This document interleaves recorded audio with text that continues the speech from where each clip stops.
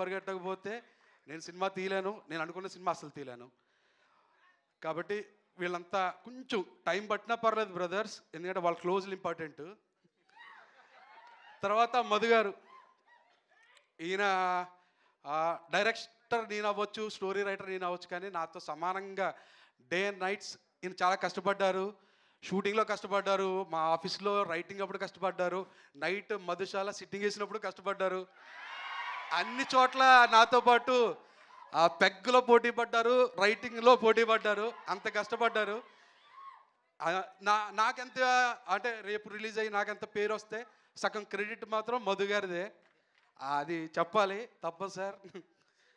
Next sir, ఈ బచ్చలమల్లి అన్న cinema తీయడానికి మెయిన్ రీజన్ ఏంటంటే, నేను నా లైఫ్లో చేసిన బిగ్గెస్ట్ మిస్టేక్, మా మదర్ విషయంలో నేను బిగ్గెస్ట్ మిస్టేక్ చేశా.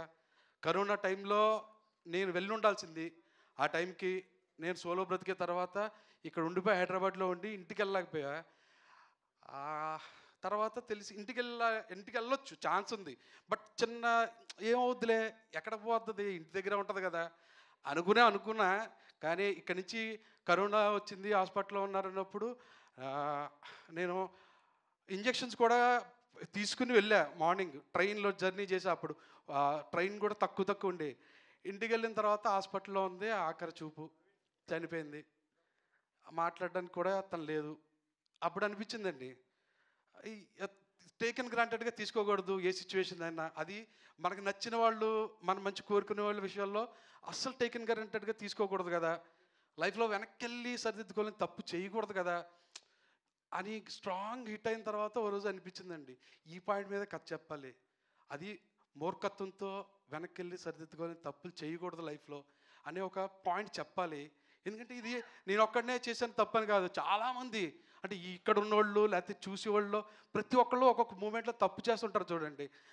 అది అడ్రస్ చేయాలనిపించిందండి, ఆ పాయింట్ మీద జెన్యున్గా చెప్పాలనిపించింది. నా బెస్ట్ నేను ఇచ్చానని నేను అనుకుంటున్నా. ఇది తీయడానికి, ఈ పాయింట్ చెప్పడానికి నాకు ఫస్ట్ ఎంకరేజ్ చేసింది నరేష్ గారు. ఆయన దగ్గర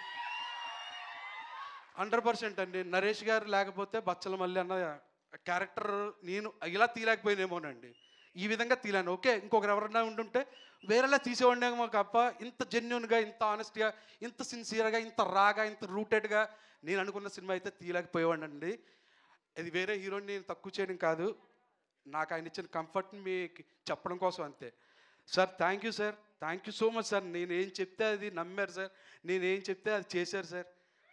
అది చాలు కదండి, హీరో డైరెక్టర్కి అలా నిలబడితే చాలు కదా, పని అయిపోద్ది సినిమా, అది పని అయిపోద్ది సినిమా. అది ఎప్పుడు హీరో నమ్మి, డైరెక్టర్ని కథని నమ్మి ఉన్నాడు అనుకోండి, ఆ సినిమా ఎప్పుడు మోసం చేయదు. మేబీ ఏదన్నా జరగచ్చేమో తప్ప అది మోసం అయితే చేయదు ఆ సినిమా. డెఫినెట్గా అంత కాన్ఫిడెంట్గా ఉన్నాను. తర్వాత అమృత గారు, కావేరి అనే క్యారెక్టర్ని నేను డే 1 ఎలా ఊహించుకున్నానో, ఒక అమ్మాయి ఇన్నోసెంట్గా ఉండాలి, తన మీద మనకి లవ్ రావాలి, సింపతి రావాలి, ప్లస్ ఆ అమ్మాయి గ్లామర్గా ఉండాలి, ప్లస్ మనకు తెలిసిన కాలనీలో ఒక అమ్మాయిలా ఉండాలి, ఇన్ని క్వాలిటీస్ ఉన్న అమ్మాయి నాకు అమృత గారు అనిపించారు. థ్యాంక్ యూ అమృత గారు, you did your bestest of the best అండి. నిజంగా కావేరిలాగే, అంటే కావేరితో మీరు కనెక్ట్ అవుతారు సినిమా చూసిన తర్వాత.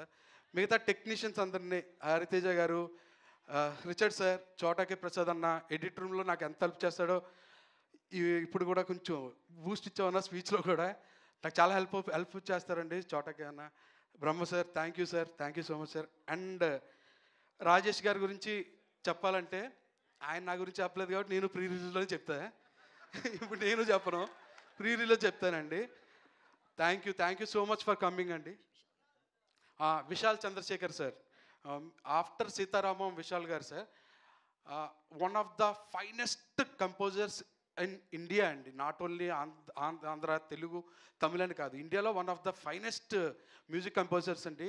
అందుకే అంత ఫైన్ కాబోతే నెక్స్ట్ ఆయన ప్రభాస్ గారిది ఫౌజీ కూడా విశాల్ గారి music director.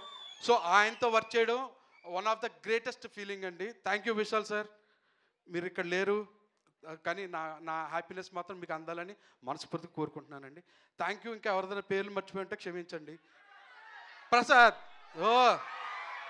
Prasad darling, Prasad బాగా గుర్చేసాడు డార్లింగ్. పెద్దోడు, మీ పెద్దోడు